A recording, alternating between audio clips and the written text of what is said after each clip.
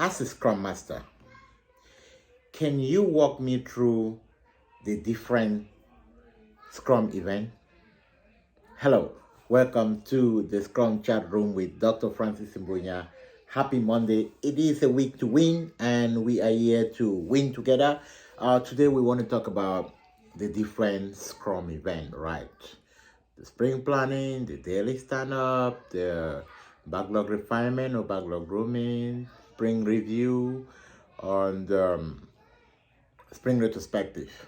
And if you are working in a safe environment, we are going to have the iteration planning, the iteration review, um, daily stand-up, iteration retrospective, and then the safe environment, we also have the PI planning and the mid-PI planning, and then the system demos and all of that.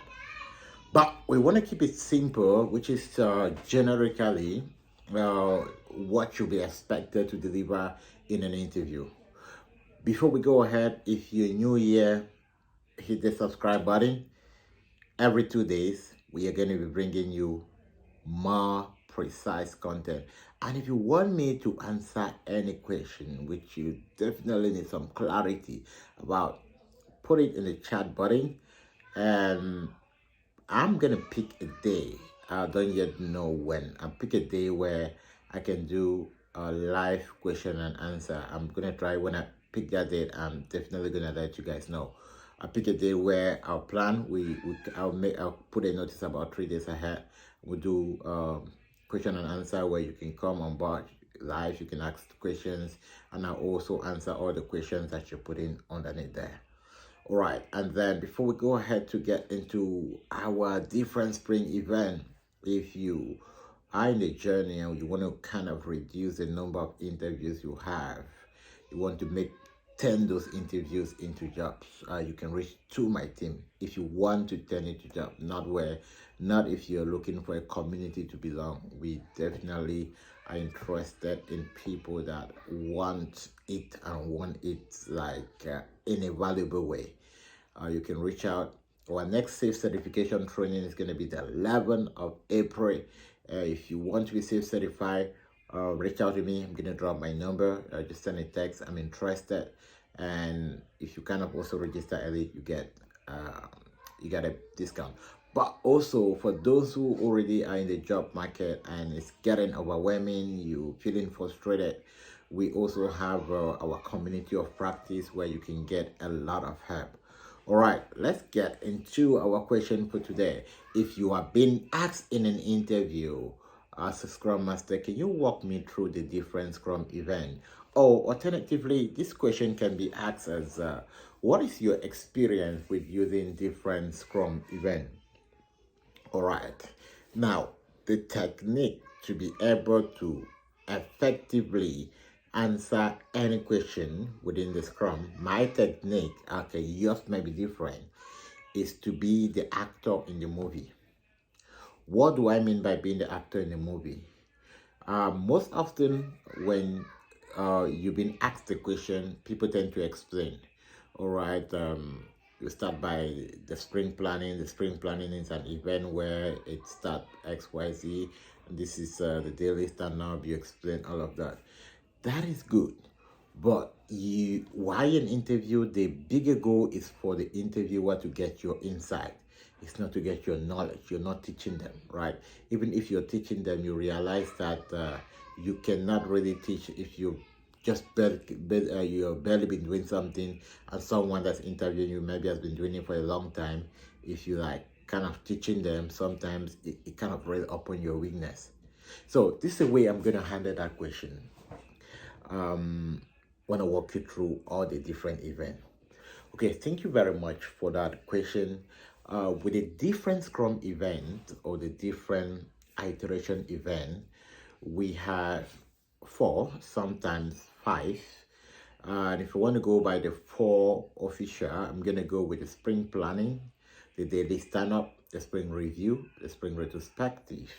But then the backlog refinement, which is also a very important event, is also part of the different Scrum event. Now, how have I been able to implement this different Scrum event in my environment? I'm just going to take in a very practical example my last role as a Scrum Master. Okay, at this point, this is where your case study come in. If you can put this trick in here, I've had people which I've mentored them, and with just one interview, they are given the position, because the goal why they're getting through levels of interviews just to find out if you know exactly what you're saying. All right, now without any interruption, let me move ahead. All right, this is how I'm going to put it. Now, in my previous role as a Scrum Master, I was working with a team and they were building an application called Host. And this application, it's just a mobile and a web app that could help individuals to be able to find like flexible spaces that could enable them to be able to find working spaces. Okay, am I saying it right? Yes. So it's an application that could enable companies and their workers to be able to find flexible working spaces in a way that if you don't want to work from home and you want somewhere just about 2 hours around you to work, you can go on that app. You can be able to find a place where you can lease for 2 hours. If you want a conference space, you can find it. So working on that application, we have different aspects of the application we could build. Now, when we come to our first event, which is sprint planning, what we are doing is that we want to look at what part of the application are we going to be building within the next 2 weeks based on the requirement from our stakeholders.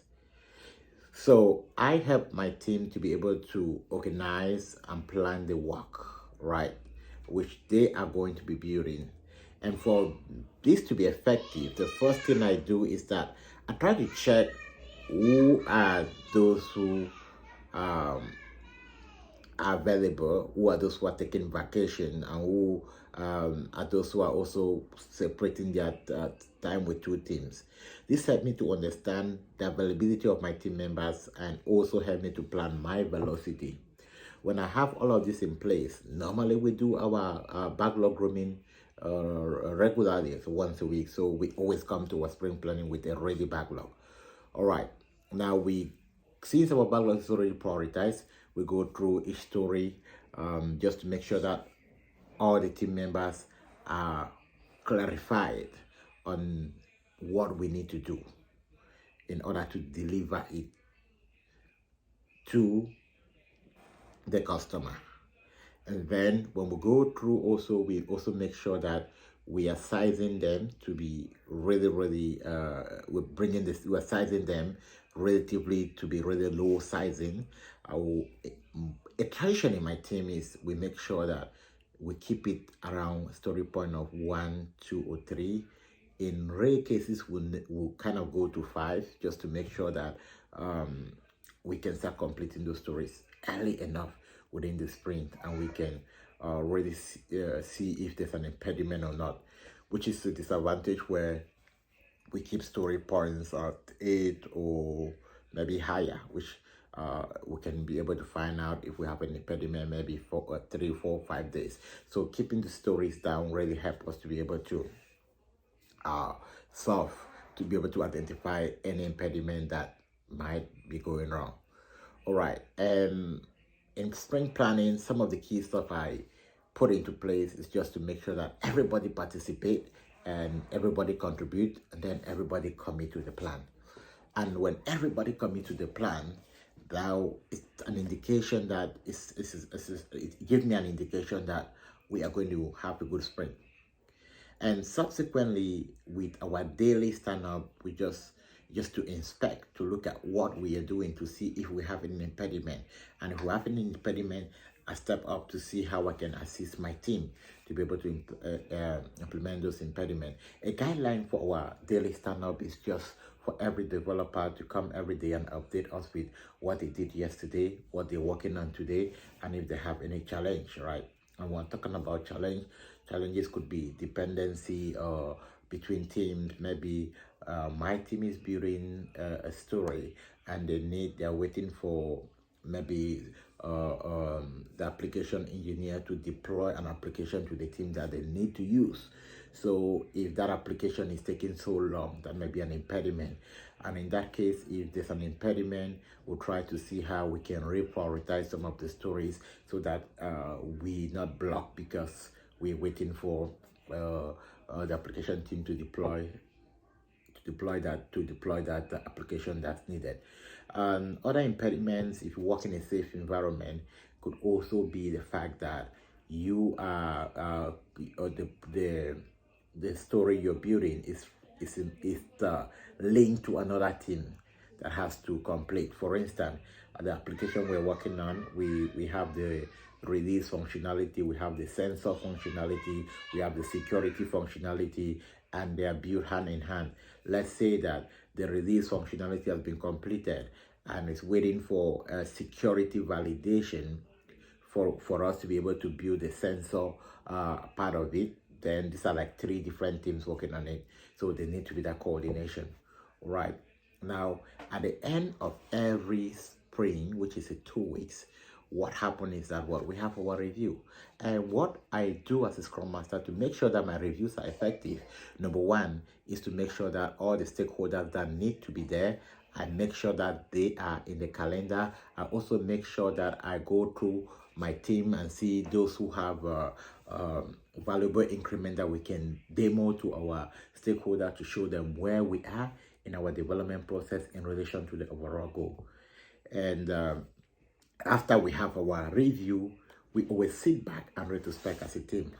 Retrospective is a very important event for me as a Scrum Master because that is where it helped me to be able to identify the gap my team has been going through and to feed them up. But then I also understand retrospective can be very tricky, although we're just trying to look at 3 key points, what went well, what we could do better, and some actionable steps. But simplicity sometimes can really kind of impair the collection of information. So basically, what I do with my retrospective is that I go the non-traditional way, right? And this has really created a result for me. Like in reality, this has created a result for me. In one of my retrospective, what I realized that really worked for me when I came in, instead of trying to look at what we did where, I just kind of say, okay, team, today is going to be an appreciation day. And I just want everyone to tell the team what they've been grateful for, or to appreciate any members that of the team they think they've really been helpful. And I was surprised to see the feedback was like, wow. Someone said, oh, we just want to say a big thank you to the PO. I've been sending a lot of messages and she's always responding on time. I know sometimes you feel like, oh, I'm bugging you, but trust me, it's I do appreciate, and it's been helping me a lot. And that makes the PO to feel like really special, encourage the PO to do a lot of work. And someone said, oh, I love the Scrum Master. Those tips you put up every morning on how to go with the day, they're always very helpful for me. It makes me just want to go to our team page and check what is up there. And I want to say, oh, my co-worker Philip has really been helpful in helping me navigating the snake environment. It's something I'm really new to, but just the support I'm having from the team. And you start seeing that connectivity, you start seeing people feel appreciated, right? And it helps us to be able to so at the end of the day, we're looking for, this is the strength of the team, and this is something we need to preserve, right? So that's been like one of my favorite retrospective events. Now, still talking about retrospective, one of the things that have worked for me when it comes to retrospective has been using the chat box, especially if your team do not like to come to camera. The chat box works like magic. How does it work? You can come to the team, even if it's your first day with that team, you can get them going. Like, okay, team, let's get this started right away. If you can listen to me, if they're not on camera, right? Listen to me. Can you locate the chat box and just put in any word? Let me just to ensure that everyone is on scene. And people just start typing a couple of words like, oh, James, I see you put letter T. Is that the beginning of your first name, or like start? You just create an environment light up. You use that to be able to zoom into communication. Sometimes also what I do is that I can say, okay, everyone use the chat box, write out what you think we really did well as a team during this sprint. And people are going to put teamwork, communication, and that. Oh, yeah, Peter, you said teamwork. Can you throw more light on that? What would teamwork really mean for you?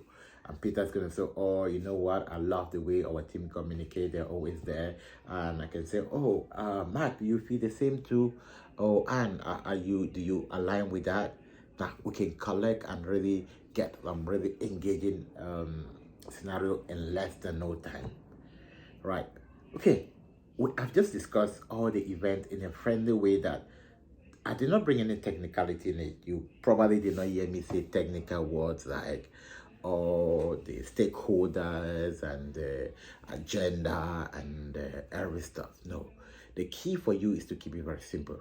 Now, let me give you the high level aspect of it if you've been asked on run me through this different event and you want to do that in less than 2 minutes. Okay, let's do that version.